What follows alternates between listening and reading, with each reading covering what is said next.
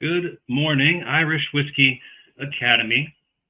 Bet you didn't think you'd see me again, but here I am, back-to-back weeks. Here we go. For those of you that don't know me, or maybe missed last week, my name is Joe Nicole. I'm the national ambassador for all the whiskey we are making over at Middleton, and this, of course, is the Jameson Black Barrel Irish Whiskey Academy course. I'm coming to you live from the North Pole, aka Chicago. I know I have some Chicagoans in this class today, and you know what it's like right now. So shout out to all you guys out there, maybe experiencing snow and cold weather for the first time. Bundle up and catch up on your Netflix shows after this. But for those of you that are joining us from YouTube as well, you're probably wondering what's going on here. This is a Portland Cocktail Week Irish Whiskey Academy collaboration. I encourage you to look up both of those if you're unfamiliar. Jameson Black Barrel has selected 50 food and beverage professionals from across the country that are all doing amazing things, and they are taking the virtual Irish Whiskey Academy class. They're going to get an actual certificate out of this program, and it's a pretty accolade, and it's pretty neat what we're doing here. And we're not just touching 101 stuff. We're learning about distillation and maturation, the aldehydes, the lactones, the tannins, all the fun nerdy stuff. We get the nitty gritty here at the Irish Whiskey Academy. And today I have a special guest from the distillery. As you can see in this little window here, she's coming from the blenders room.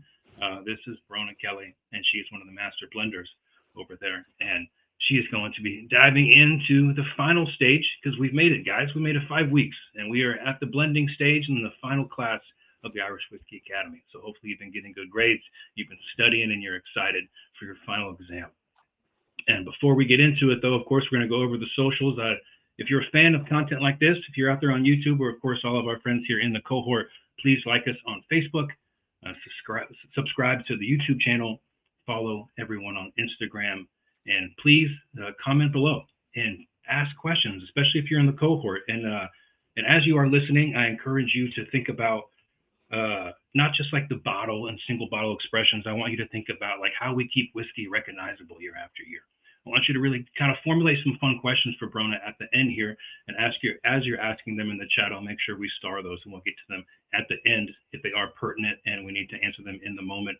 I will go ahead and bring it to light, or maybe I'll answer you in the chat myself if I know those things.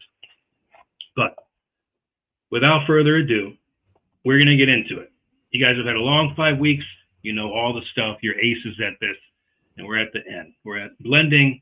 This is where everything comes together, right? It's not just about flavor. It's about the continuity of the brand. It's about foresight and projection. You know, they have to not only put these flavors into bottles, they have to think about putting these flavors into bottles for 10, 20, 30 years to come.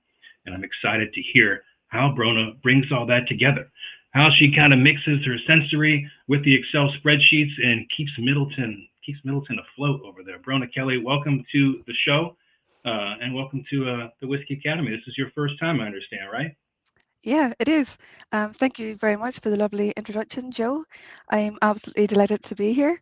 It is actually the evening time in Ireland. It's around 6 p.m. So I just want to wish you a good morning or good afternoon. And I am sorry to hear a lot of you are snowed in. In Ireland at the moment, we actually have a weather warning, but it's more for rain, which wouldn't surprise anyone, I suppose. There's a lot of rain in Ireland. But if I was to pick somewhere to be snowed in, I definitely pick the blending lab in Middleton. Behind me, you can see is the working blending lab where myself, Dave McCabe, and Deirdre all spend our time here working. Today, I've obviously finished my day's work, but I was working on Middleton Very Rare 2026. I'm sure some of you be familiar with that. So that is what's on the table behind me. I also was looking at different casks and making up different blends. It was Powers Rye today, so again, that's what's behind me as well. So a little bit more about me and how I got into whiskey. As you can tell, maybe you can't tell, but I'm actually from the north of Ireland. I'm from Belfast, but I found myself in County Cork in the distillery here in Middleton. So I grew up in a grocery store where I spent a lot of my time working in my father's shop, where we sold just daily basics, you know, bread, butter, milk. I wanted to expand the shop, so we put in an off license. So we started selling alcoholic beverages, spirits, beers, wines, you know, the run of the mill. Um, And in that time, I was at university studying food science as well. So my love for food science and my love for whiskey in my final year of college really came together through incorporating the off license into our family shop. I started to question a lot, and because I was learning about alcohol through university, I put the two together and thought that would be a cool job. So I seen the opportunity for a Jameson graduate distiller, and I applied, and I got based in County Cork. From there, I've been in Irish distillers 8 or 9 years now. I've had a fantastic career so far. When I first came in, I was a graduate distiller where I worked in the micro distillery, which is home to Method and Madness, which I'm sure you're all familiar with. So I learned hands-on experience of how to distill. After that, then I moved up into the vat house, and that is where we um, reduce the spirit, the pot spirit, and the grain spirit, reduce it with RO water, fill it into casks, and we also do the opposite. So aged products come in from the warehouse. We then disgorge them and sample the blends or the single dumpings and send it out in tankers. So I was there for a couple of years where I got to really nose and got to learn the profile of different whiskies. And then I moved on to the spirit store where I was a supervisor, where I looked after the new casks coming in and worked very much on innovative casks and nosing different cask and wondering, what family does this fit into, and trying to come up with new ideas. So that's really where I got my creative juices flowing. I then got the opportunity in 2017, or sorry, 2022, to a maternity cover here in the blending lab for Deirdre, who was here last year. And that's where I fell in love. People say you've got the best job in the world, and I tend to agree. So I've been here for the last couple of years. Every day is a learning day, and I really love and enjoy what I do. And I hope to explain to you the sort of things that a blender gets up to. That's amazing. Brona, is it typical for a blender to have been able to work in all those different touch points? I'm sure that has helped you so much to understand the grain, to understand the raw distillate and maturation, and now you're kind of using all that knowledge to then piece together these final blends. Yeah, I would say it is quite unusual. I feel like I was being really blessed because I came in as a graduate, and I worked under Kevin O'Gorman for a long time, and I got real hands-on and experience and knowledge from the masters here in Irish distillers, which was incredible. Um, you know, in college you learn all about the science, but I would say what really brought my career on was the hands-on knowledge and learning from the people here. And that's what I would encourage people to do, is to learn from people who've been in the business for years, because they can really teach you so much. Yeah, that's incredible. We don't have Tommy today, everybody. He's feeling under the weather, but Brona is going to take us through blending, and she's got this all by herself. And we hope Tommy gets better and he gets back to us tomorrow. Yes, best wishes to Tommy. Hopefully he feels better soon. I'm going to start into the presentation, but if you have any questions, please ask throughout, and Joe will direct them to me, or we can do them at the end, whatever works best. Okay, so we're going to introduce the team, the blending team. This is Billy Lighton, which I'm sure a lot of you recognise. Billy is now retired, but he's still here.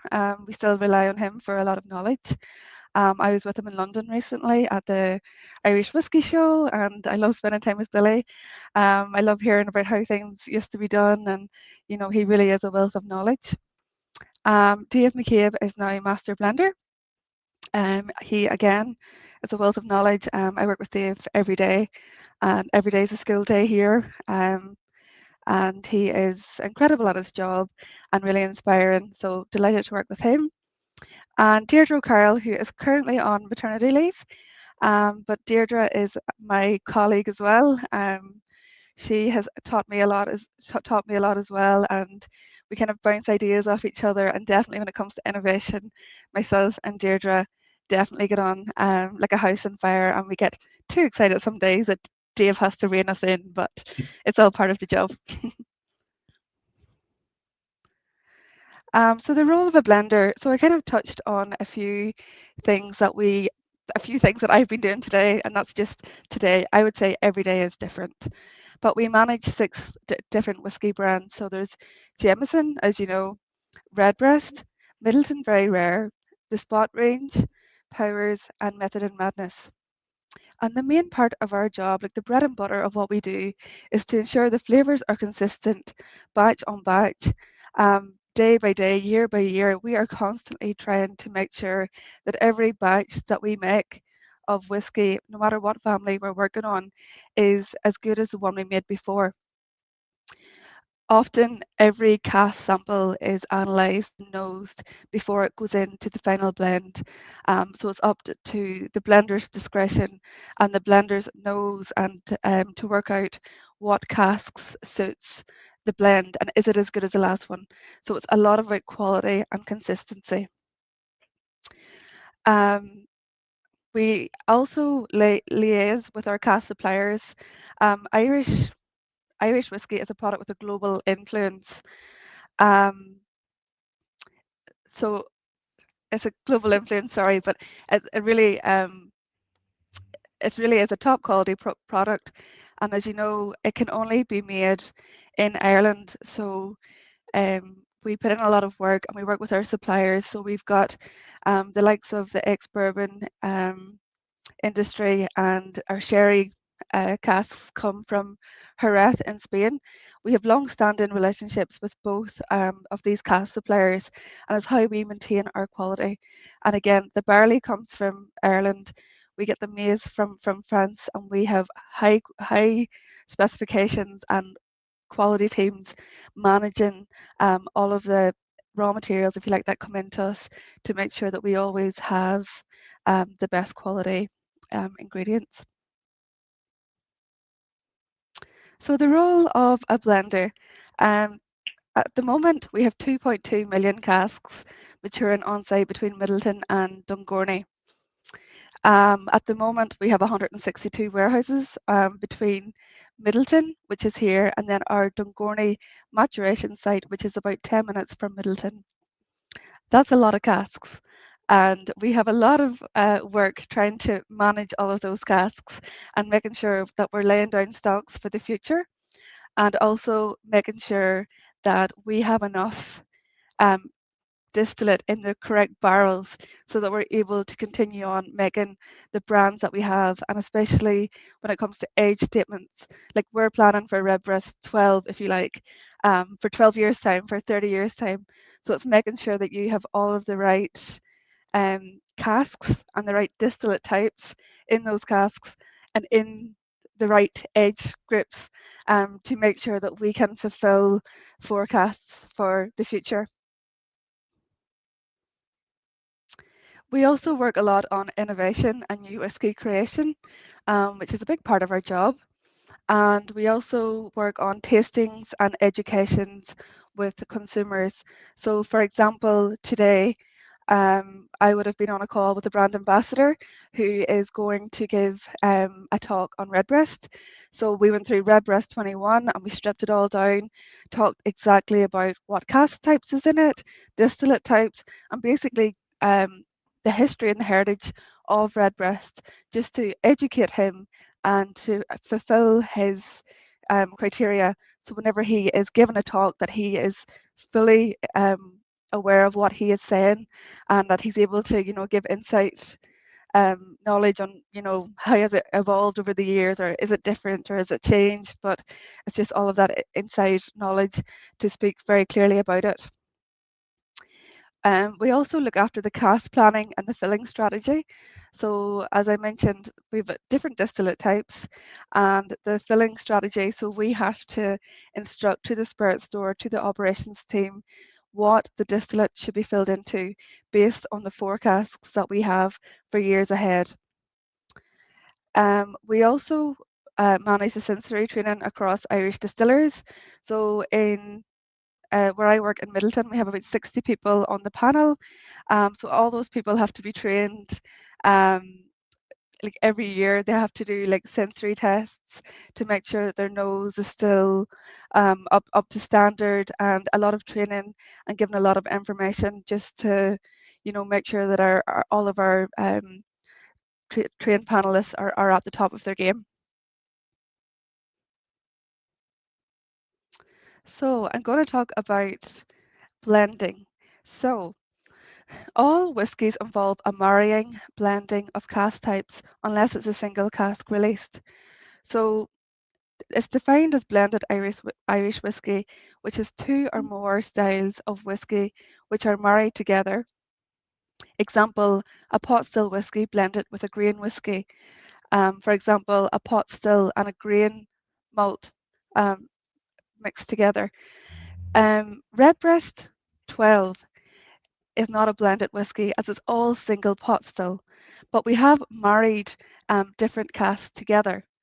And it's very important, especially as I know Mike up on a test, to remember that blended Irish whiskey, two or more styles of whiskey are married together. So although you can marry cask types together, you need to focus on the different distillate types, as in pot and grain, and that is the definition of blended Irish whiskey is two different things, such as pot still and grain or pot still malt, vice versa. She's Another giving you is answers already, guys. She's spilling the beans. yeah, and one more thing I'll say, it might be a hint too. Um, Jameson was a single pot still, but in the 1960s it became a blend. I would also keep that in mind if you wanted to be smart. um, the next thing I'm going to talk about is the age on the bottled label. So the age of the youngest whiskey is the age of the youngest spirit. So example, Redbreast 12 comprises of pot still whiskies aged 12 to 14 years old. So the youngest whiskey is 12, but the whiskies in it could be up to 14, 15 years old. Another example is Blue Spot. Like Blue Spot has whiskies in it. I think it's a 7-year age statement, and it has 14, 15-year-old casks in it. But because we are using like although we're using much older whiskies in a younger age product, it's the age of the youngest spirit that matters. That is the age that that will be on the bottle. You can't. It has to be 7, even though you're using 17-year-old whiskey. I hope that makes sense. So a day in the life of a blender. The essential role of blending is to create a whiskey with a particular flavour profile that can be recreated batch after batch with minimal variation. What I have here is, this is our blending lab, which you can see behind me. So we work very closely with the distillers, the likes of Kevin, and that's Dave there as well. And we worked a lot of the time together on new product types or an innovation. And this picture here, you'll see myself, Kevin, and Dave, and we were looking at for single cask. So sometimes we go into the warehouse to look for really important cask or casks that we think are showstoppers, and we set them aside. So it's always a good day whenever we go out into the warehouse together. So I'm going to talk you through a sample request. So this is kind of the bread and the butter of what we do. You might think it's quite archaic, it's pen and paper, but we actually love pen and paper as blenders because it basically allows you time to think. If I'm going to do a sample request, I will spend my whole morning at it. I step away from the computer, I have my pen and my paper, and I really focus on the task at hand. It's important to take your time when you're nosing casks, and it's important to do it at the time of the day that suits you. So for the morning, for me, it's the morning's the best time for me. So I would normally spend a lot of my time in the morning nosing casks, and then in the evening I'll be planning, number crunching, and looking for stocks and laying down different stocks. But if you have a look here at the Redbreast 12, so you can see here, hopefully you can see, there's a lot of bourbon, a lot of refill bourbon, and a lot of your sherries. So each line is a component, and I asked the warehouse team to sample as many as I like of each one. I often ask for a lot more than what I need, because I make up the desktop blend before I give the go ahead for the large dumping, which will be the final tanker. So if you like, I have a mini blend in front of me, and I'm picking the best casks to make up the Redbreast 12, and I will look at this cask, go through each of them and pick my favourites. So if you can see here, I've said use any two for a first fill sherry. Here I said use any 20, so that's showing me that the sherry butts that I looked at and those two partials are very, very good. Down here now we've gone down to second fill sherries, and I said to reject this one. I try to avoid rejecting casks. No one wants to be throwing away 12-year-old pot still in a sherry but sometimes there's some casks out there that cannot be saved. And a lot of the reason for that is it's very sulfured. It could ruin a whiskey, it could ruin a batch. I've also said avoid a cask here as well. The reasons I would avoid a cask is if I'm doing a small blend, I think it doesn't fit in. It maybe has a slight different note. It might be too tannic, or it might be too um, heavy, or I might think, I don't think that's right for Redbreast 12, but that would actually suit maybe a Redbreast 18. So I let it age out. So a lot of it comes down to my discretion. And for me, I need a lot of silence, and I need a lot of time to go through all of the casks and pick out which cask I think work well together. And then I line up the last few Redbreast 12s that I've done, and I compare it against it. And we work to a 95% accuracy rate. So we're trying to, although there is differentiation amongst different cask types and the raw materials, you're trying your best to make your new batch as good as your last batch. And that's why, if you like, as blenders, we do the mini blend before we give the go ahead. Once I sign this off and I'm happy and I've told the warehouse team what to use, this will be sent out to the warehouse team who pick the casks that I told them to pick. It's then disgorged in the spirit store. It goes into a large vat. We're talking about 30,000 bulk litres here, so it's quite a big vat, and it'll be sampled again. In Middleton, this will be sampled. So I pick the casks first, and then 3 more people will look at it here. It goes into a tanker, 3 more people look at it, and then it goes up to Dublin, where it's looked at again another 2 times. It goes to Dublin to get bottled in Fox and Geese, which I will talk about later. So there's a lot of quality and a lot of decision making. A lot of it sounds like that. It's such a big responsibility, Brona. Is there a point in your day or in your week where you can't taste too many? Is there too many before your palate? I know you guys have expert palates, but this is so much responsibility. Do you taste 10 a day, 20 a day before you're like, you know what, my palate has had too much alcohol. I need to take a break and wait till tomorrow. Yeah, absolutely.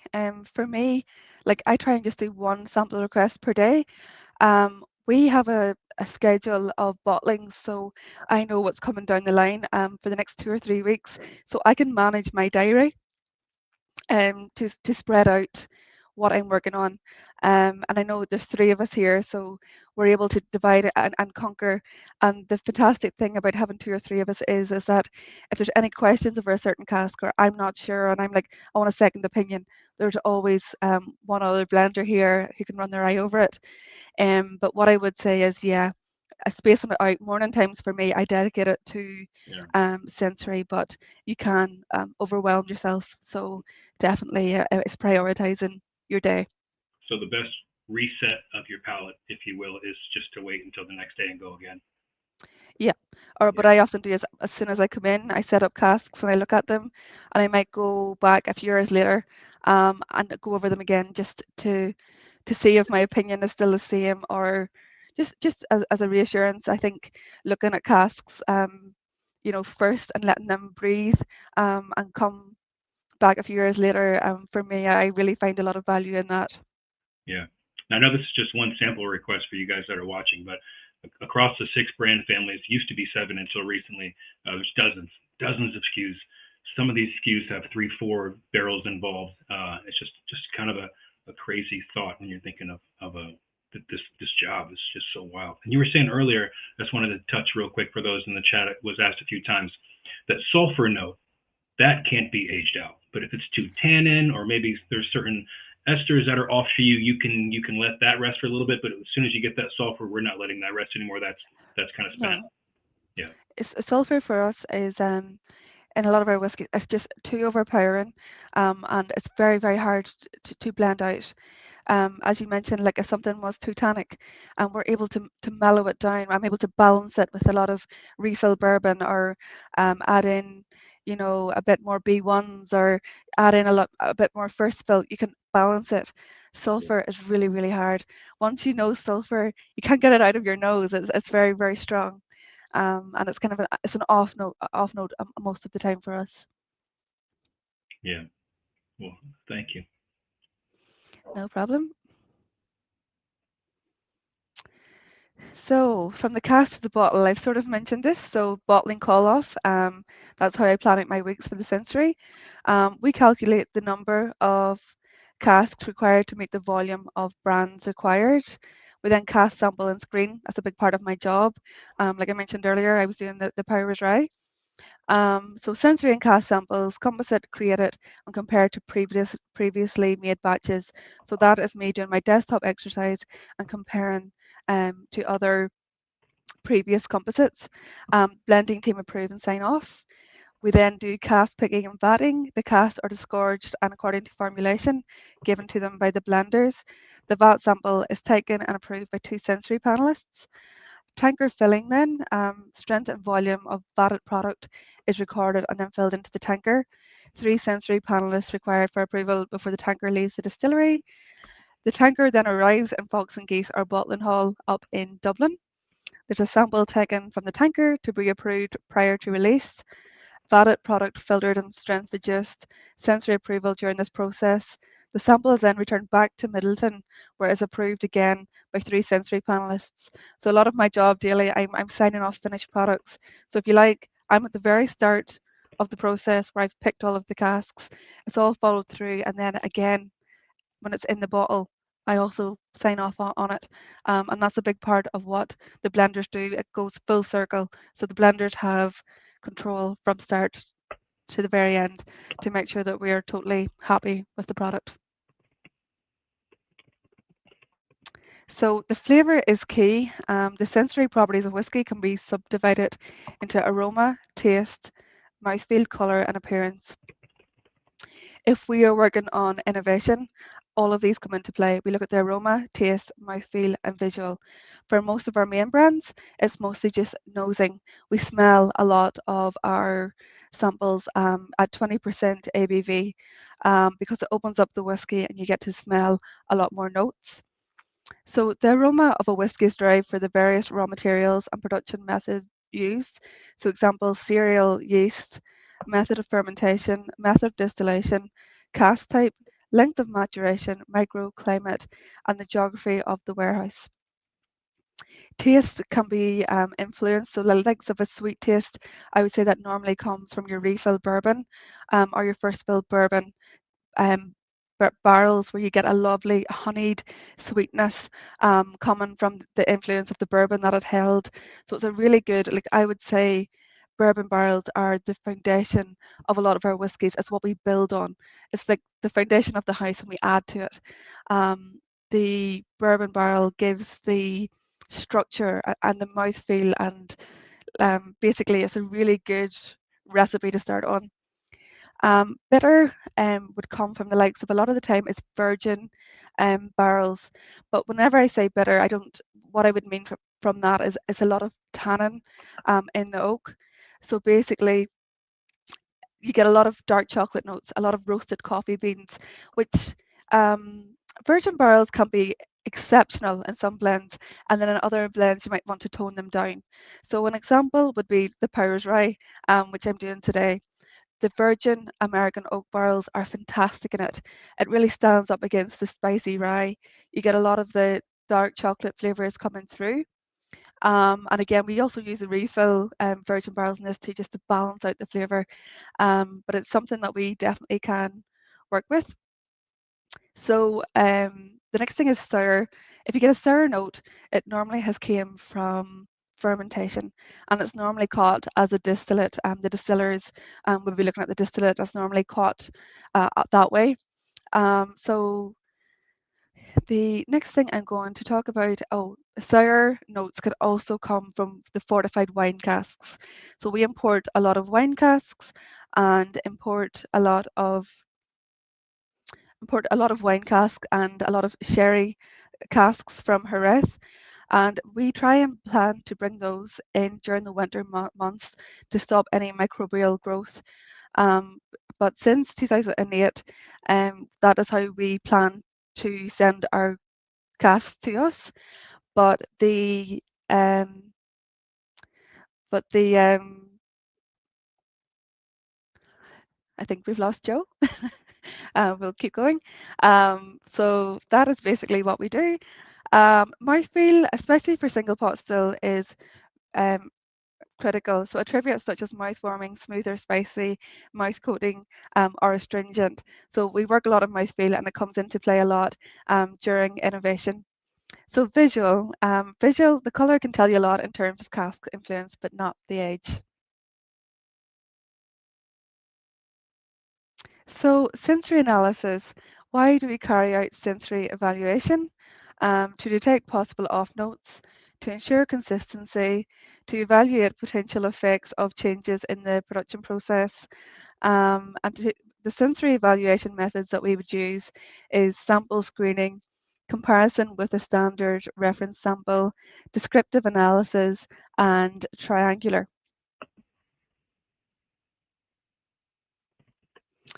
So a lot of people would ask, why don't you taste every whiskey? Why do you mainly nose whiskey?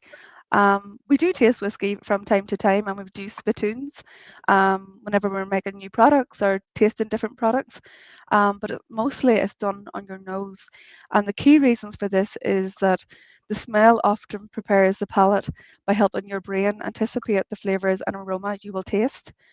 The olfactory system is more sensitive than taste.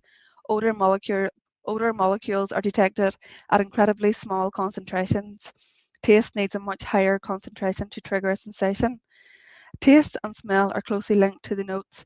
The nose detects thousands of aromatic compounds. The taste is limited to only 5. Smell is the first indicator of potential flaws and defects. Examples, oxidation, contamination, and off flavors. Smell can also detect flaws early before they affect the taste. Early detection can stop the issue going further. An example of this would be if a new mixed spirit, as I mentioned in the slide previous, if there was a sour note, if it's caught at distillation, if it's nosed, and if it's quite different, actions can be taken by the distillers, maybe to redistill or to try and remove the note through the distillation process. So I'm just going to talk through whiskey permutations. So the raw materials that we are going to look at, the raw materials that we use here in Middleton, is malted barley and unmalted barley, which is known to give it the really creamy mouthfeel and is a lot of the backbone of single pot still. We've got maize and malted barley, which is the backbone of grain whiskey. And we also have malted barley, which we use as well. How I would describe this is like Maltesers. So it's like that soft honeycomb, it's nearly biscuity, and it really can carry through really lovely notes in the final malted whiskey. So the distillation would have been you would have covered that a lot with Kevin, the master distiller, last week, so I'm not going to spend much time on that. But what I will say is we make 3 different types of pot still whiskey. We make light pot, medium pot, and trad pot. Light pot is a lighter style. It's a different cut. It's a cut that's the cut is before the medium style pot, if you like, and it's quite citrus. It's quite fruity. And then you've got your medium style pot. This is what we would make mostly throughout the year in the distillery. And it is very apple, clove, a lot of spice. And then you have traditional pot, also known as trad pot, which is a heavier style. It's a little more oilier, it's more robust, and it has a lot of aromatic oils coming through as well. Your green whiskey, again, I always think of grapefruit and your lemon and citrus, and it's a very fresh smelling distillate. And then we go through our cask types. So as I mentioned before, us as blenders manage a lot of the distillate and what cask types it's going to go into. We have too many cask types that I'm not going to go into them all because there's so many. But they're American barrels. They come from Kentucky, Tennessee. A lot of them come in from Jack Daniels. Um, I know in my previous job in Irish Distillers, I worked in the spirit store, and we had about 8 shipping containers coming in each day of American bourbon barrels. Each shipping container had 208 barrels on it. So if you do the maths, there was obviously over 1,000 coming in each day. So it is critical to making the whiskey that we make here. Sherry butts come from Jerez in Spain, and they're seasoned with Oloroso sherry. Again, they come in from the sea normally over the winter months. Again, we've mentioned a few other cask types here, but there's so many I'm not going to go into them. But there's port pipes, Malaga, Madeira, etc., etc. And then we have our fills. So B-Knot is a virgin oak cask. First fill, second fill, third fill. And how I'm going to explain this to you is that every cask type has a role. So your first fill bourbon, if you like, is honey, caramel, very, very sweet. But if you think of the tea analogy, if you put a tea bag into a cup, the first fill is going to be high impact, high oak, a lot of tannin. And then if you do your refill, if you take that out again and put it into another cup of hot water, it's a lot more subtle. There's less of a tannin impact. There's some tannin there, but not a lot. But it's a lot more subtle, and it allows, in this instance, if you compare it back to whiskey, it allows the distillate to shine through. So in a lot of our products, the likes of Pyros is coming to my head. It is a distillate forward brand that we work on, that we would use an awful lot of refilled bourbon barrels to let the distillate shine through, the spicy grapefruit, lemon, even like buttered croissants coming to my mind. Like a lot of that flavor is coming through, and we are matching that and balancing it with refills to dial up the sweetness so it doesn't overpower the actual distillate type.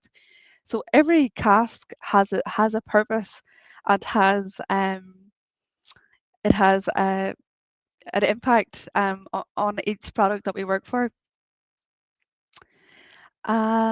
So one thing also I'm going to mention here is cask finishing. So you might want to pay attention if you are doing the test. But cask finishing, the likes of the products that we do for cask finishing is Redbreast Listowel. So a cask finish is when you take a mature product and you're very happy. It might have had its sherry influence, its bourbon influence. You're very happy with it, but you want to give it a finish. You want to give it something extra that will really enhance the spirit. So the likes of your Jameson 18, we take 18-year-old spirit and we finish it in a first fill bourbon, and that's to really dial up a wee bit of the tannin and to dial up the vanilla and the honey notes. So that is finished for about a year. But what I would say about cask finishing is normally from 2 months up till 2 years, roughly, is what we would do for cask finishing. Redbreast Listowel is the same. It's a lovely red breast, beautiful liquid, and it's finished in the Listowel barrels for over a year, just to dial up that beautiful sherry flavour. So hopefully I have covered that. Have you any questions so far, Joe, or how are we getting on?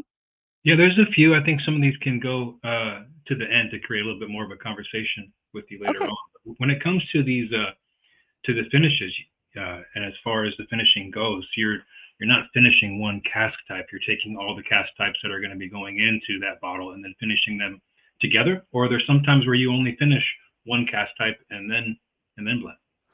No, so what I would say for the likes of Jameson 18, It's blended as Jameson 18, so it has different barrel types. It comes together, and then we marry it together, and then it's put into the first fill bourbon, if you like, to finish for the last year or so. That's where it rests for the final year, if that Yeah. makes sense.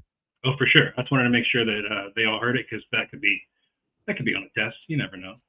That could be on the test. That could be one to keep in mind. Okay, so it's not all about sniffing butts, pardon the pun. Here we have Deirdre. She is looking at new casks that come in.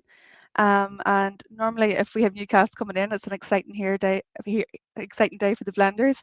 We have to go down to the warehouse and nose them and see what they're like. And a big part of our job is whenever we nose them, like we know we have 6 families of brands, and we're trying to nose it and think, no, that wouldn't suit the Redbreast family, or that would actually suit the Spot range. So we have a lot of discretion whenever we look at new innovative casks. As blenders, we try and work out what family that cask would suit, which can be quite hard sometimes because there's a wee bit of overlap.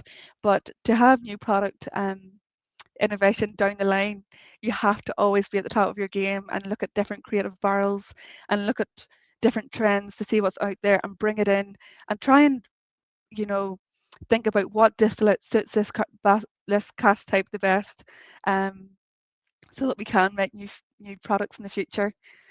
Another fun part of my job, you'll see me here with my colleagues, is Irish whisky shows, or whisky shows in general. This was also at Whisky Live Dublin, which is fantastic. We get to educate our customers on our different brands, on the heritage and how they started. And just as blenders, it's really rewarding to hear people's feedback and to know, like, as we as blenders, like, we hold the keys to the future of brands, and basically listening to the people who love the whisky and listening to ideas. And the biggest thing for me as a whiskey blender is whiskey actually creates a lot of memories for people, which I find quite touching. I was at London Whisky Show recently, and I was talking about Redbreast 15, and this man came up to me and said, that just reminds me of my father who's passed away. He loved Redbreast 15. That was his drink, and we always toast to him every Christmas, and I just thought that was lovely. So whenever I'm working on Redbreast 15, it always comes into my head, that story of how much it meant to that person. So whiskey blenders create memories for people, and for me that's quite touching. Another part of our job, which is not maybe as glam as the whisky shows, is inventory management and planning. So we have to forecast for the future. Some people think we have a crystal ball, but no, we have a lot of forecasting and a lot of number crunching and planning. And at the minute, we're planning out to 2065, which is quite crazy. I don't think I'll be here, but we always have to plan for the future and for the people coming behind us, because we wouldn't be able to have the brands and the heritage that we do and the quality of products we do today if it wasn't for the blenders before me who left me such fantastic casks to work with. So we are always planning for the future. I'll not spend too much time on this because I know it's kind of mind-boggling, and there's not going to be any questions on the test on this, but I'll show you quickly maybe. The top left-hand corner is the amount of pot still that we have to make to 2035. And what you'll see is from like 2019 onwards, it's dwindling downwards because we're using the stock for our brands. So it kind of just shows a tool of how we are managing the pot still right out to 2030, and basically eating into it every year for the different brands that we have to make. If you see here just on the bottom right hand corner, I'm just going to show you, this shows the cask type. Basically, us as blenders have decided how many B1s and how many sherry casks need to be filled with pot still distillate for this year. Again, we're basing that off forecasts coming in, and we have data analysts and people who are working with us to be like, we think this is how much redbreast that you need for 2036, and that's all plugged into a system that we use called SMT, which is our planning tool. helps us manage our inventory, and lets us see if we go into 2036, are we meeting the demand of what the forecast is saying. So there's a lot of cask management, a lot of Excel sheets, and a lot of heads being put together to plan for the future. And to be fair, Dave is the mastermind behind all of this. And of course, every day is a learning day for me and Deirdre, and we are slowly taking on bits and pieces from Dave to manage the future of the whiskies that we have here on site. That's got to be the craziest part to me. There's so many variables there, you guys. In the U.S., we have the three-tier system and distribution and taxation and rules to think about, but in other countries, those rules and regulations might be completely different. And it's so much to have to keep tabs on. Geopolitical stuff, of course, that's just constantly changing, how that affects outlook and consumer mindsets. That's got to be just a crazy job every day walking into these spreadsheets. There's so much to keep tabs on. So that at the start, yeah, at the start I found them very overwhelming, but now no, I'm quite used to them now. They don't scare me as much.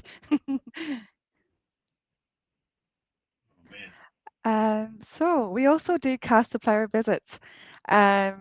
I got married about 2 years ago, and my dream was to go to Napa Valley. I wanted to go to Napa Valley, and I wanted to go to Nashville, and I also went to San Fran, and we done a bit of traveling. But as soon as I went to Napa Valley, I went to Chateau Montelena. So that's a picture of me at Chateau Montelena. Some of you might be familiar. We have a green spot, Chateau Montelena. So it was fantastic to visit it and see where our casks are seasoned. So I had a fantastic time there. We also try and get a yearly visit out to Jerez in Spain, out to the bodegas. This is Antonio and Isaac, who look after the sherry butts for us. They look after the seasoning of the sherry butts for us too, and organise the transport to Ireland. We have been working with these guys for about 40 years before my time, and long after my time. I know there'll be a fantastic partnership and relationship with these guys.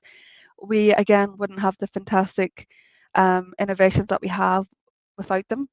And I'm just going to show you an example here. You'll see on the left hand side of the screen, right hand side of the screen, you'll see a Pedro Jimenez cask. Some of you might be familiar with Redbreast PX, and this innovation again came from Antonio Paez. It came from these lads. Because we have such a fantastic relationship, they just happened to show us these PX casks whenever we were over on a visit, and we fell in love with the PX, and Redbreast PX was born out of this. The really sweet sherry and the pot still together is a winning combination. So innovation, good relationships, and meeting our suppliers and keeping that all working together is the key to a lot of the success that we've had, and again the success that we will hopefully have in the future. There's a whole amazing science to that. Obviously, ex-bourbon is our backbone, and we love those vanilla flavors that kind of boost our spirits. But a lot of them are going to be char-3, and they held some bourbon. But when it comes to sherry, man, you got the Palomino grape going into the dry sherries, the Muscatel, the PX. You have biological aging, oxidative aging. There's so many variables when it comes to the world of sherry. The more I learn about sherry, the more I think about your guys' job and how much those precursors go into what you're tasting and what you're developing for the flavors that you're trying to seek out. But it's a really cool world, the world of sherry. I encourage you guys to look into it. I just finished my advanced sherry certificate, and I'm working on my educator, but it's a whole crazy world down there in Spain. Yeah, it's so cool. And it's a fantastic place to go and visit and to learn about sherry, even to taste the different cherries. It's amazing. I've definitely recommend it as well.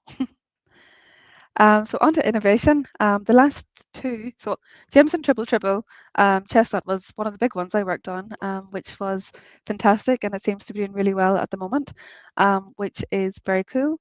And again, the Redbreast PX, which I just touched on. So blending is the perfect intersection between tradition, science, and art. And for me, sensory, memory, and gut instinct all come together. And you're always working on, how can you bring it to life? How can you make it better? And it's a very exciting role. And And again, as I mentioned, it's good to get your creative juices flowing. The days that we're working on innovation are some of my favorite days working here in the lab. So I'm just going to finish with a little bit of bottling. So our bottling hall is in Fox and Geese, which is about 2 hours, 2.5 hours from Cork here. Our main bulk of liquid is bottled here. So the bottling, it depends on the market that you are working on. So the bottling ABV is normally 40%. It can't be below 40% or it's not declared a whiskey. Market specific as well. So South Africa is 43% or 46% cask strength. I would also pay attention, cask strength whiskey is the ABV that the whiskey has left the maturation site on. So basically it's maturation. It's matured. It then comes into the spirit store. There's no water at it. What the strength is what the strength is, and that is cask strength. So the Fox and Geese bottling plant, so it bottles circa 8 million case equivalents per year. There's 6 lanes for all variants. So you've got 50 ml, 350 ml, 700 ml, etc.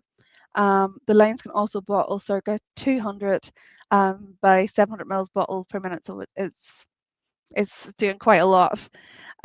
We also have specials and single casks for different companies, and they are bottled also in a sister, like we have another site, contract bottling site, where they would do the smaller sort of special bottlings for us.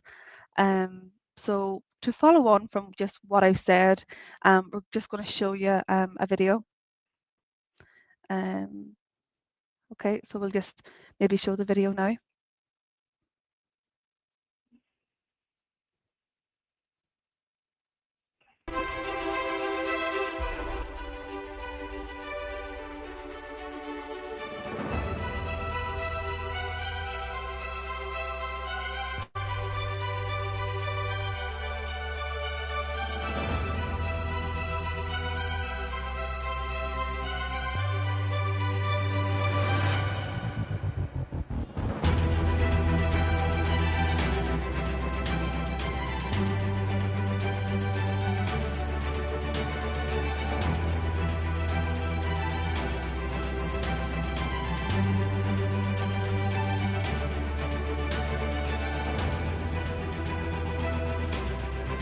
You guys are getting thirsty watching this. The video's working.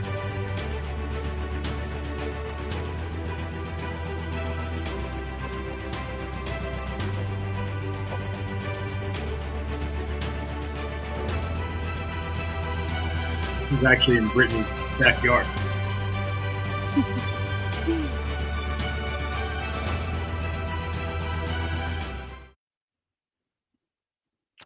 Yeah, so from Middleton, we normally send between 7 to 10 tankers, road tankers, up to Fox and Geese per day. Each tanker holds about 30,000 bulk liquid, so that's a lot of liquid going up the road to Fox and Geese every day. And on a good day in Fox and Geese, they normally would bottle around 3,000 bottles, depending on what SKU that they are working on. And I suppose that wraps it up for me, Joe. If you want to ask any questions or... Yeah, for sure. We definitely have some questions here. This is a little bit shorter of a class. Real quick, too, I just wanted to talk to you guys about the room that she is sitting in. I've had the privilege of going there, and it might look like an ordinary room, but to get there, you would think you were at the Pentagon. It's about a half a mile walk from check-in to get where she is. You need a badge for like 5 or 6 doors. You got to put on special shoes, a lab coat, a helmet, glasses, all these things to enter the room. And you might not be able to tell, but it's about a 20 by 20 room max, and it's divided by a glass wall that is airtight. Yeah, you can see the glass here. And that's where they keep Dave McKay, because he doesn't wear deodorant. On one side of the glass is the computers and all these spreadsheets that they're constantly working on, and on the other side, they enter into that room to nose and taste these things without any outside influence. And it's just so neat. I didn't really understand how it worked until I got to see it in person, and it's just incredible. It's a little sanctuary for blenders. it's so peaceful, and it's kind of like hidden on site, and it's very hard to get into. So it gives us all the time and patience that we need to work on such Yeah. important brands that we do. Now, when it comes to your job, bro, and I've talked about this with Dave, and we brought it up with Deirdre with the last cohort.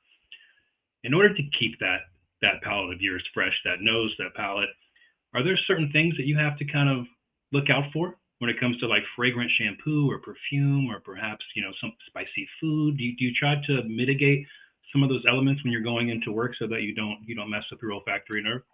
Yeah, yeah, it is a very important factor, and it's also a very personal thing as well. So everyone can be different. I'm not saying my routine would be the same as Dave or Deirdre's, but definitely for me, like I wouldn't wear perfume. And for me, definitely nosing in the morning suits me better. I'm at the top of my game in the morning. But also, like I would find, like I would avoid dairy. Dairy sometimes with me kind of can block my nose, or I'm not getting as much aromas coming through as I would Really? like. So it's kind of, yeah, but people are susceptible to different notes, and what works best for me is definitely um, fresh in the morning.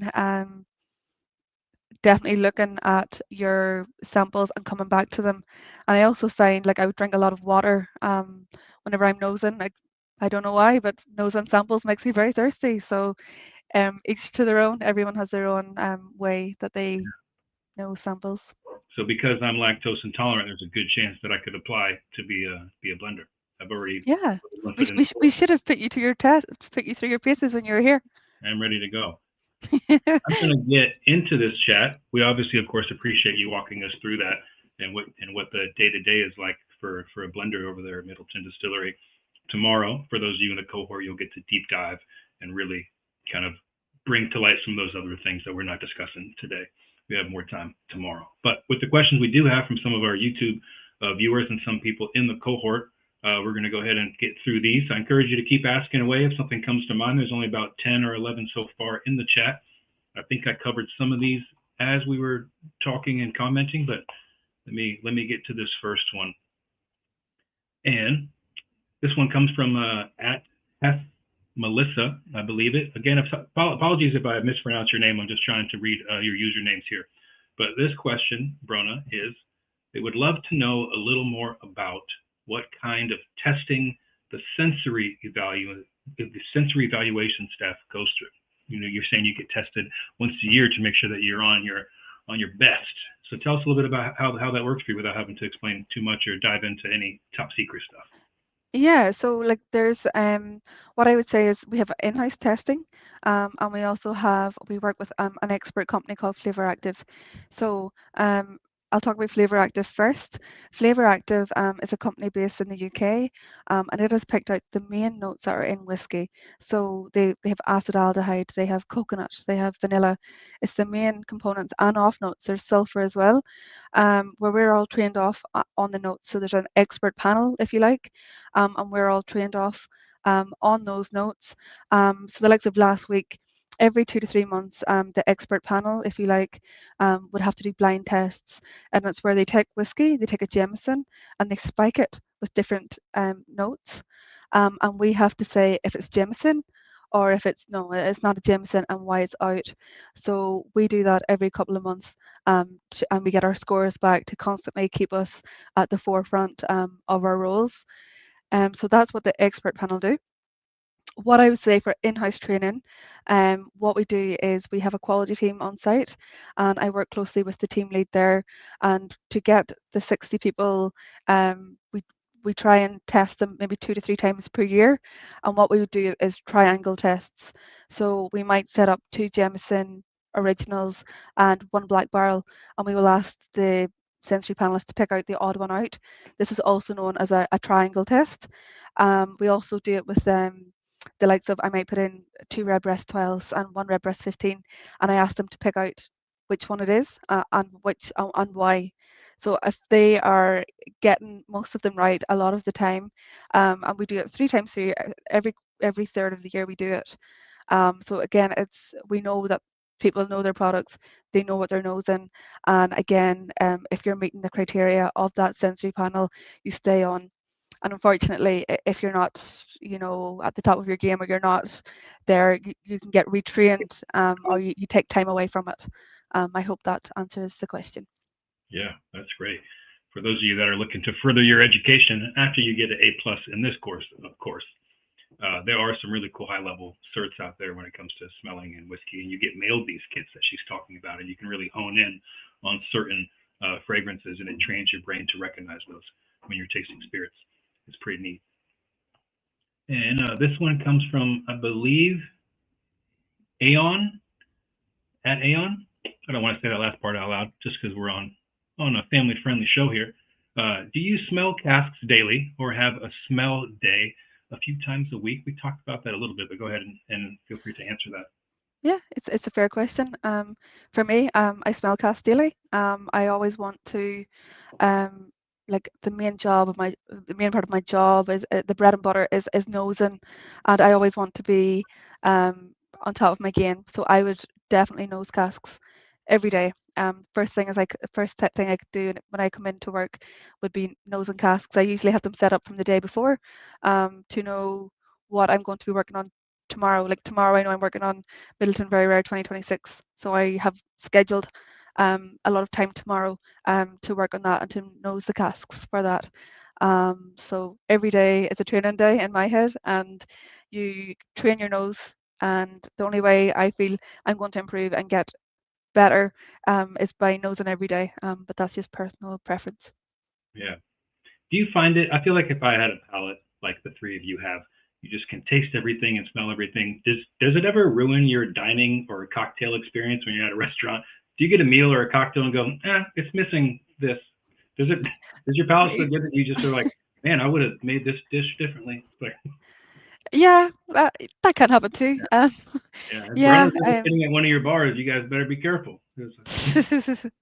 Yeah, no, but it's also it. I think it's really helped me as well. 'Cause I love cooking, and I love now like pairing, different whiskies with food, and it's really got me thinking more creatively about food pairings, if you like. Whereas before, I wouldn't have thought of that. I was more into like cocktails and enjoying a good glass of a whiskey. Whereas since I've got more into flavors and analyzing different whiskies, I'm starting to see like how whiskey goes with different foods and what works well, which has been quite interesting. But again, I'm quite a novice in that, and I would love to learn more about that. So it's quite cool. We'll do a trade day next time I'm there visiting. You pull me into the blending room, and we'll go hop behind that bar downstairs. Yeah, absolutely. So we're going to go into question number 3. This is from, I believe it's pronounced Giovanni. Is there a cask you've worked with where the flavor profile really surprised you or felt totally unfamiliar at first? Yeah, so we do a lot of innovation here in Irish distillers. We work with a lot of different casks. So we've worked with the likes of Amberana, and I would say that one really surprised me. We launched Method Great. Madness Amberana a few years ago, and it's really like, whoa, it kind of took me by surprise, but in a good way. It was like a lot more leather tobacco leaf notes coming through, which is so different to the notes that we work with normally, which is normally like your dried raisins and sherries and your for your redbreast family, if you like, or the bourbon sweet in other different families that we work on. But definitely Amberana was one that surprised me. One that Really? I felt totally unfamiliar with. We worked with wild pear at not so long ago. We still have innovations of wild pear, and it was quite unfamiliar to me at first because I didn't know much about wild pear. But we work a lot with the maturation team, and they really bring to life the story of, casks and where they come from and what trees they come from. So it's a great learning experience to work with the wood maturation team. I know you probably would have met Finbar over the last few weeks as well. Finbar is an expert, and again brings us very cool casks to work with. Although you may be unfamiliar at first, with the knowledge that they have and the research that they've done, I definitely feel that you become more familiar with what you're working with. Absolutely. We love our Finbar. What a great asset he is over there. Absolutely. That Amberana was very cool to nose and taste that day. I'm a big fan of this Muscatel as well. I'm looking forward to the release here in the States. There's a Redbreast Muscatel, you guys, that's coming in. Muscatel is just a really cool grape and a great sipping wine. But some jasmine and honeysuckle notes that I've never smelled or tasted before in the Redbreast line. I think it's going to be a Yeah, it's quite cool. different, and it's beautiful. It's very unique. So this one comes from the Bodega Lounge. Welcome back. I think this person was asking some cool questions last week too. What are some inspirations for developing new whiskey creation? Whoa. Yeah. Does that come from you? Does developmental inspiration come from Finbar and then to you guys, or are you guys in charge of what you think should be next, or is it one big collaborative team effort? It's a team effort, right? So we have the wood maturation who see cool things happening, or they're able to get cool casks from different places because they've really good relationships with cask suppliers all over the world. So they may come up with an idea, or they may see cool casks and ask to get the seasoning liquid sent over to us, and we'll review it, maybe look at the seasoning and be like, hmm, or we'll try it or we won't trial it. So they're one influence. Ourselves, like and Kevin O'Gorman, we have a lot of um, collaboration across the teams where we sit down and brainstorm different ideas. But often, a lot of the new whiskey creation comes from marketing. So the likes of the Redbreast has a team, Middleton Very Rare has a team, Powers has a team, and the marketing team maybe have consumer research, or they've went out to see what do consumers want. So they might come to us with an idea, and we have innovative casks, as we've mentioned, in the warehouse, and we might think, oh, this could work, or this might not work. So I would say it's a massive team effort between the marketing, who do a lot of the consumer research and find out what the consumer want. You've got wood maturation, who are have access to casks, and then there's also just a team of us on site, the likes of Eric, Ryan, myself, Finbar, Deirdre, who are just so into whiskey and see trends that are happening, and we might just mention something, and then a small idea grows legs, and we are able to get the casks in. So definitely massive group effort. Yeah, that's neat to think about. Sometimes it's consumer driven, and then sometimes maybe it's a passion project, like your Dare Gaelics with your Irish oak. Yeah, yeah. So this next question, sorry, I lost where I was. Let me go back to where I was real quick. This is from Holly K. Do you have a sample of the whiskey you're blending to compare your new blend with? I believe you touched on this a little bit, but go ahead Yeah, that is exactly what we do. So we always have a sample of the whiskey that we're blending with. I keep it. You'll see the cupboard behind me on the wall. That's where I keep all of the composites. So every Redbreast 12 I've made this year is in that cupboard. I will line them all up before I make a new one. Once I make the new one, I will observe them all and make sure that it is within 95% variance of the others, and that it's definitely as good as the previous ones that have been made. Now, I know we're forecasting and projecting all the way, into the 2060s. But when you are pulling in samples to get ready to bottle, are you looking at bottling some stuff like this year in 6 months, or are you doing stuff that we're bottling like in 12 months? The cast that we're pulling in at the moment. Yes. Well, it depends. Like yeah, like it depends. Like if I'm making a Redbreast 12, then it's 12 to 15-year-old product that I'm or cast that I'm putting in. What I will say as part of our forecasting is like we allocate stock to different brands and different years. So a big part of my job is allocating stock for like Redbreast 26 like this year, or Redbreast 28 next year.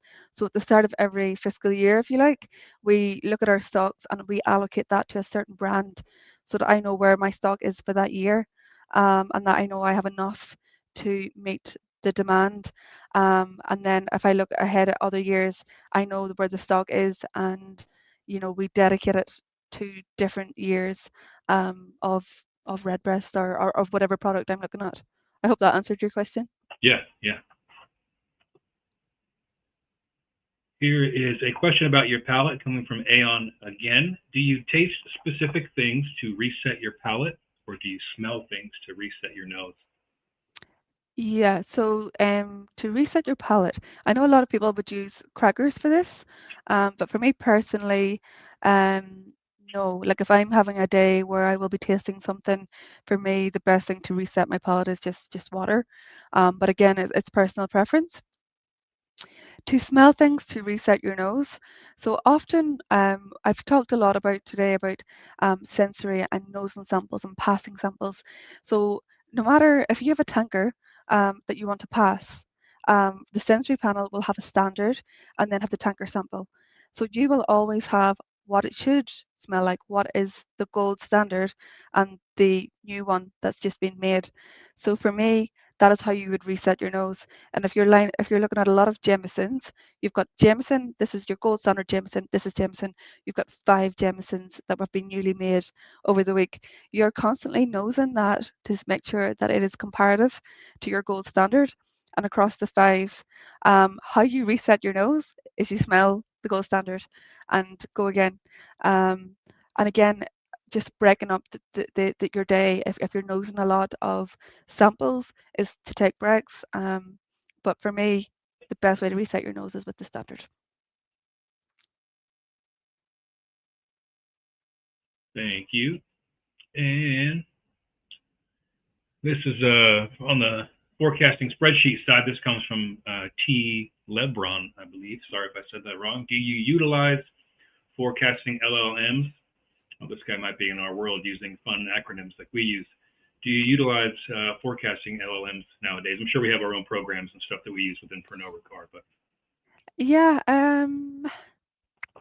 LLM, I'm not 100% sure what that acronym is, but we do have a forecasting tool called SMT, which is used in Pernod Ricard. So all of the companies within Pernod Ricard would use this forecasting tool.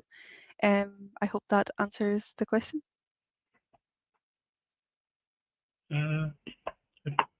AI? Oh, LLM is. Oh, AI, yeah. Gotcha. Learning model. Okay, yeah. There is AI. Yeah, there's AI built into the SMT tool that we use. I have no doubt in the future that AI will be incorporated in other ways to help manage the stocks and to manage our future demands. Now, this one's coming from St. Bernard. I'm not sure if we are allowed to answer this, so feel free to say, I can't tell you. Does Fox and Geese bottle for other companies as well? Also, is South Africa higher ABV a taste thing or a regulation thing? Fox and Geese only bottle for Irish distillers. They're our in-house bottling company. Yeah, so it's to do with regulations and different stipulations. So it's 43% in South Africa. Yeah. And then we have Jonathan. We got about 5 questions left. If you have any other questions while we're talking here, folks, feel free to ask before we end our time here with Brona.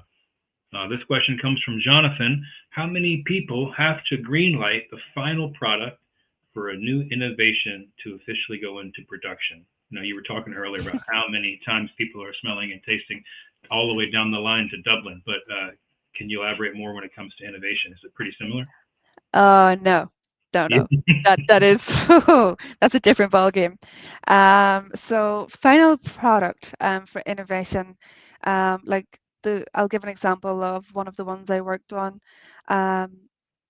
So we work on a lot of different prototypes before we get to the final product.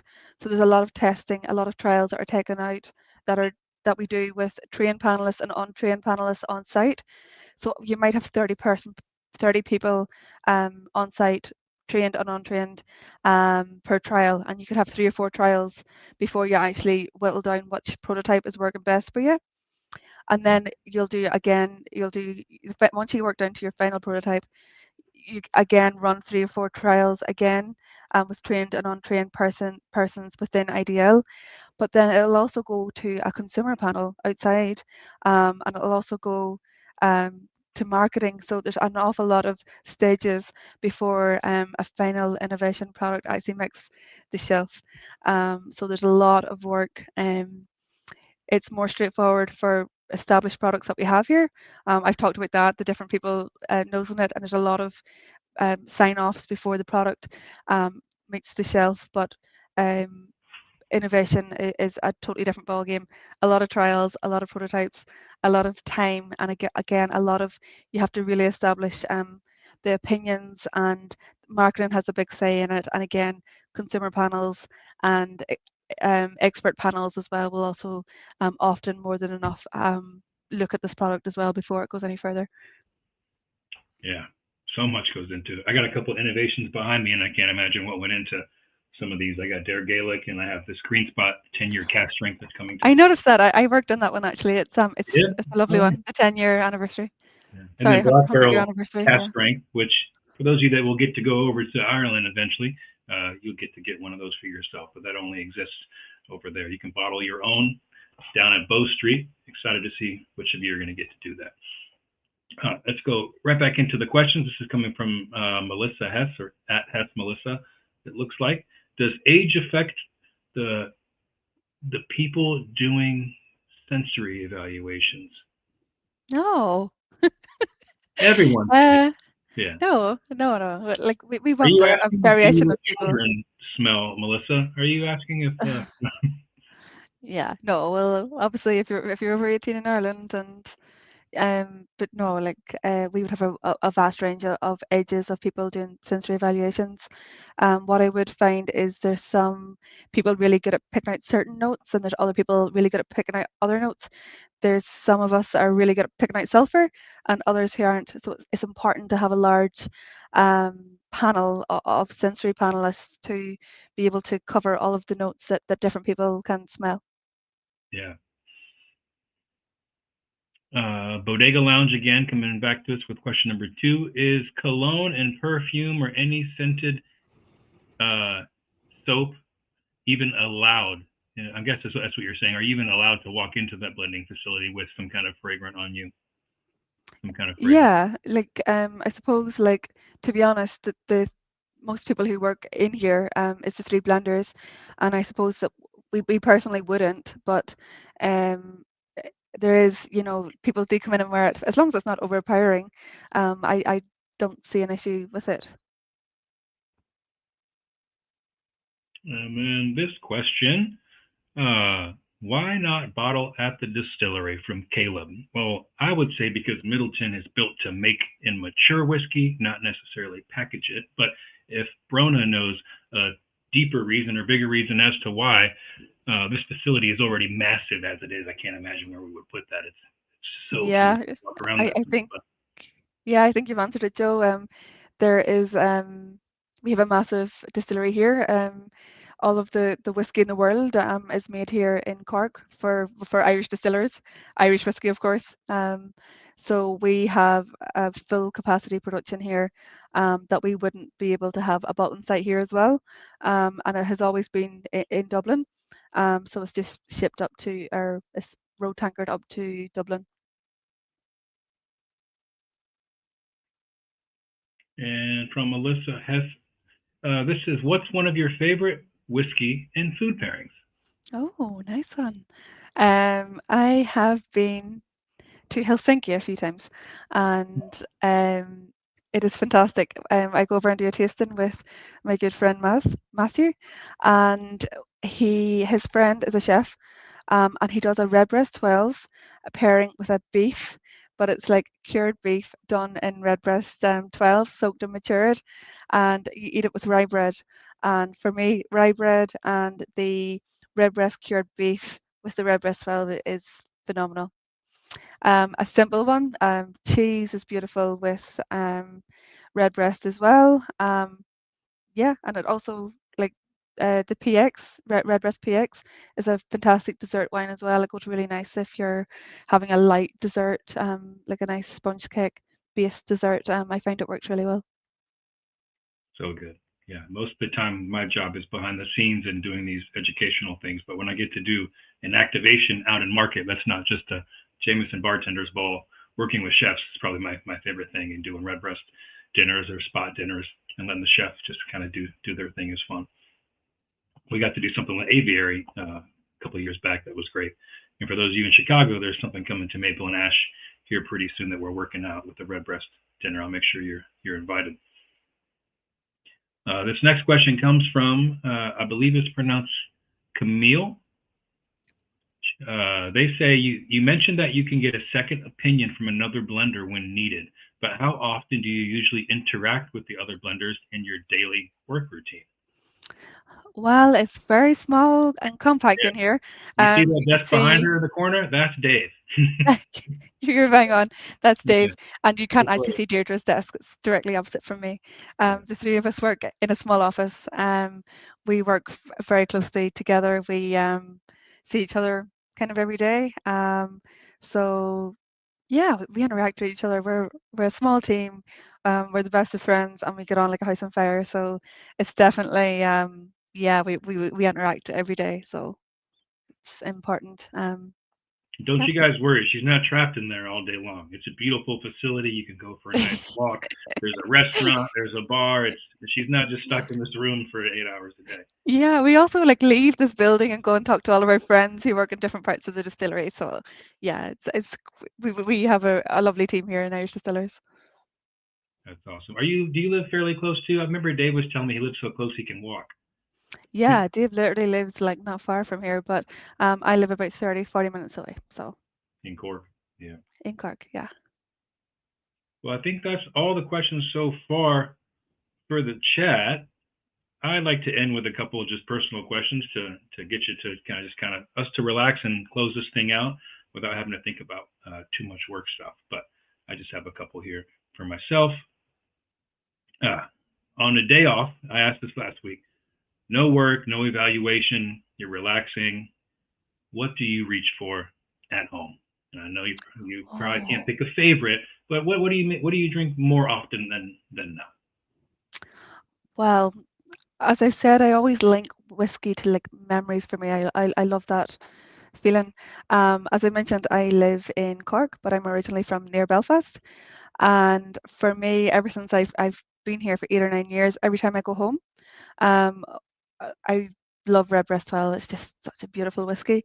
So for me, I go home, I meet my parents, especially my dad. We usually have a roaring fire on, and we have a Redbreast 12, and we toast it to each other, and we have a lovely catch up, which means a lot to me. So Redbreast 12 is lovely. It reminds me of going home with my family and sitting by a lovely warm fire. Oh, well, that's awesome. And this is a little bit more about. I guess we're going to back up to your past. You talked a little bit about your upcoming. Uh, what was the first whiskey?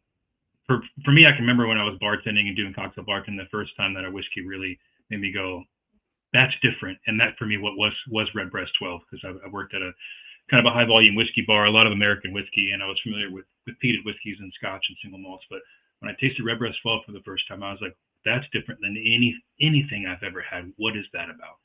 But for you, Yeah, what was that first whiskey? Maybe it ties into your Redbreast 12 and your family. What was the first yeah. whiskey that you grabbed and you're like, I want to do this. This is interesting. This is so neat. How do they make this? Yeah, it's actually very interesting. I've always known Jameson. Jameson is a everyone knows Jameson, but for me it was actually Jameson Black Barrel because it is so different to Jameson in my eyes. It's so smooth, it's velvety, the small batch grain, the butterscotch notes that it really enhances it. And for me, it really took me back because I was like, wow, like it's so different to Jameson. And even as a blender now, like there's 14 different parcels of whiskey to make a Jameson Black Barrel, and how much of an impact that small batch grain has in the blend really took me aback, and I appreciate the science and the interactions of casks within it. So for me, definitely a Jameson Black Barrel is one that stands out as one that really caught my attention, and the complexity of casks, spirit type, and flavor all coming together really took me back to like what it's all about. Well, that's awesome. And I don't even think I should ask another one because that perfectly kind of wraps up Jameson Black Barrel, because that kind of is the core of this class and everything that we've been studying. And you get the pot still and the grain, and then you got the single grain and the interesting casks behind Jameson Black Barrel and why we love it so much. So from here, I think I'm going to say thank you, Brona. That was amazing. I think everyone will agree with me. We're always happy to learn stuff here with you guys, and this wraps up our 5-week experience. And I'm confident that you all have given them the skills to go and answer these tests with the best of their ability and get an A plus. So I'm seeing a lot of thank yous in the chat right now, just so you know, in case you can't see on your end. Very fortunate to have you. Thanks so much. Thanks for having me. We won't keep you from supper much longer, but I'm going to talk to them real quick. And you guys know how it goes. If you've enjoyed this class, hit the like or the love button and show us some love in these comments. If you want to see more content like this, of course, Lush Life and Portland Cocktail Week are always doing really cool things. So give them a follow on their Facebook. You can see that here on the screen in front of you. You got the facebook.com PDXCW. You can go to YouTube and rewatch these courses along with other courses, agave, American whiskey, some other things that they're always up to. You can also go to Instagram, of course, PDXCW. What's going on there? We got camp coming up. We got another round of fun activations. Tales of the Cocktail will be here before you know it. And Lush Life Productions, too, on Instagram. You can find more about Jameson at Jameson US. There's also an international page that's just at Jameson. And then I'm on Instagram. Make damn sure.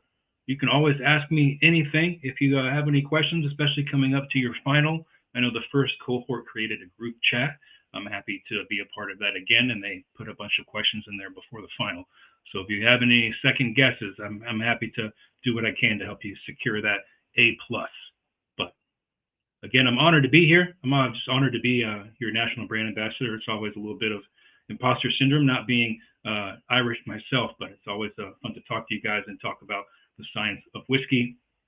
And I can't wait to see who killed it, who aced it, who's going to make it to Ireland. I'm excited to see you and bring you there. And happy studying. And of course, stay curious, be safe out there, stay warm. And I'll see you next time. Sancha.